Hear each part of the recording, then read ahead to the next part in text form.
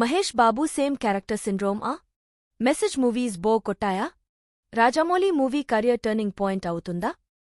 ఒకే hair style, ఒకే dialogue delivery, ఒకే emotion, ఒకే మెసేజ్. ప్రతి మూవీలో మహేష్ బాబు ఒకే టైప్ క్యారెక్టర్ చేస్తున్నాడా? ఫ్యాన్స్ అంటున్నారు సూపర్ స్టార్ క్లాస్. క్రిటిక్స్ అంటున్నారు బోర్, రిపీట్, ఫార్మ్యులా. అసలు ట్రూత్ ఏంటి? Message movie formula: Srimanthudu, Bharat Ane Nenu, Maharshi, Sarileru Neekevvaru, Sarkaru Vaari Paata. Stories different, కానీ core same. Rich hero, society problem, service, message, emotional climax. First time ఫ్రెష్గా అనిపించింది. కానీ ఇప్పుడు సేమ్ ఫార్మ్యులా రిపీట్ అయితే ఆడియన్స్కి రియలీ బోర్ కొట్టిందా? Actor range question. Okkadu energy, Pokiri attitude, Okati Nenokkadine mind game. Khaleja timing. Present Mahesh Babu controlled performance, calm expression, safe zone acting, risk లేని performance.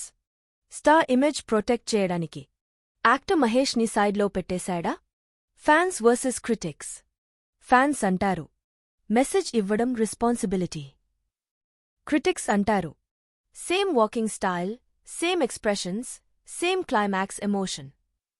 Safe game super స్టార్డమ్కి ఇనఫా? లేదా రిస్క్ తీసుకోవడమే రియల్ ఆర్టా?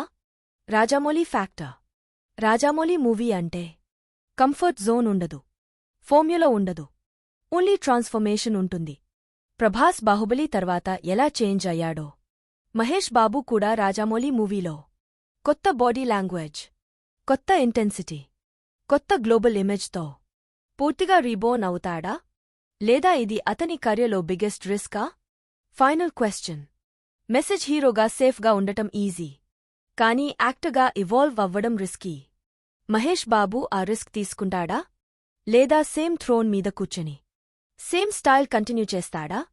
Rajamouli movie just super star ఇమేజ్ని పెంచుతుందా? లేదా యాక్టర్ మహేష్ బాబుని మళ్లీ రీబోర్న్ చేస్తుందా? మీ ఒపీనియన్ ఏంటి? కమెంట్స్లో చెప్పండి.